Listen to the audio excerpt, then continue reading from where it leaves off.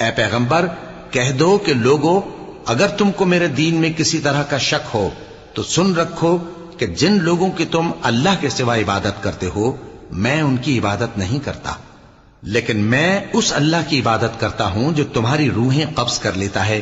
اور مجھ کو یہی حکم ہوا ہے کہ ایمان لانے والوں میں ہو جاؤں، اور یہ کہ اے نبی سب سے یکسو ہو کر دین اسلام کی پیروی کیے جاؤ اور مشرکوں میں ہرگز نہ ہونا، اور اللہ کو چھوڑ کر ایسی چیز کو نہ پکارنا جو نہ تمہارا کچھ بھلا کر سکے اور نہ کچھ بگاڑ سکے۔